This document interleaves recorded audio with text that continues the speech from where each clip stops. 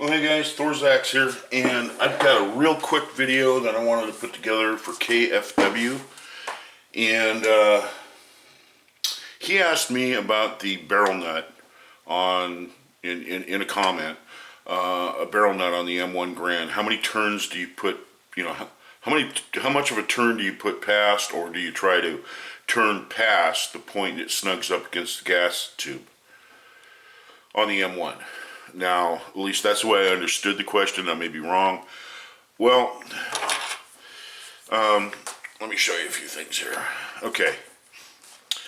First of all, one of the best tools I've ever made in my life, or been shown, that's incredibly cheap, is this one.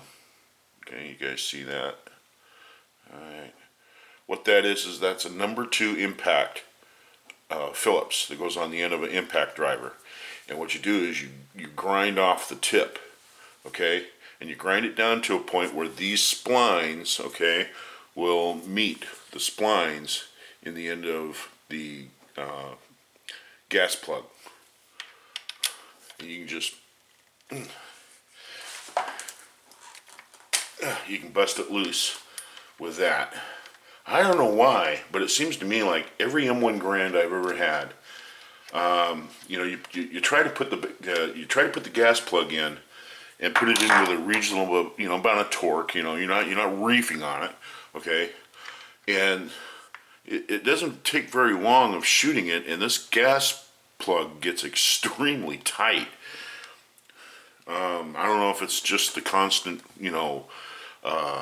inertia of everything going back into a battery and it tapping or that sort of thing on the nut, but man, I'll tell you what, the gas plug, man, gets extremely tight. Anyway, so as you can see, mine turns about that much before it touches the front sight base, okay, as you can see. And so I go down with mine to that point right there. It's about a quarter of a turn. And what you don't want to do is you don't want to reef down on it, because what you're going to do is you're going to push against the gas tube, and that's going to push against the little splines in here, and you're going to gall that area on your barrel. And also another thing too, just about every M1 that I've ever examined, okay, between here and here there should be a small gap. It shouldn't touch. And as you can see, mine is loose. Okay, mine's loose because of the fact that I took the I took the reinforcement piece out, and I also attached it to the back ferrule here, because that's what you do on a national match gun. But on regular guns, it just slips on there, and then the gas tube goes on and what. But they're usually loose, and they're loose for a reason, because they're going to get banged around. And it doesn't affect your accuracy, at least on a stock gun. So what the deal is you tighten the nut down, okay, until it stops moving there, and then you go back to where it lines up. You stick your gas plug back in there. You can put a little grease or a little oil on it. And then what you do is you just go ahead and tighten her down.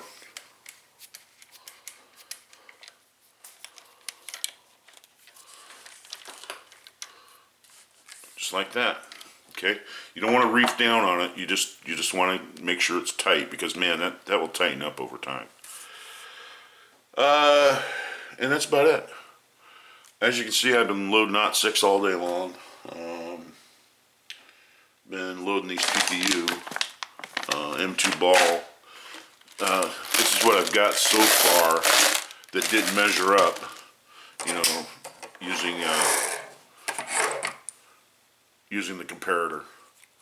I've been loading them up with 47.5 grains of IMR 4895 with Winchester primers.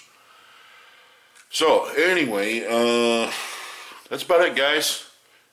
So I hope that this VR is a little help to some of you guys, and you don't have to do it my way. You can do it any way you want. It's your gun. But that's the way I've been taught about M1s, is that you don't want that forend to touch where the gas tube comes back in that little supporting area there. You don't want, you want to see a little gap there. That's not going to hurt anything. And also, when you put the gas plug back in, what that does is that locks everything right here to the barrel. If that makes any sense. When you screw that in, that's going to lock everything together right there.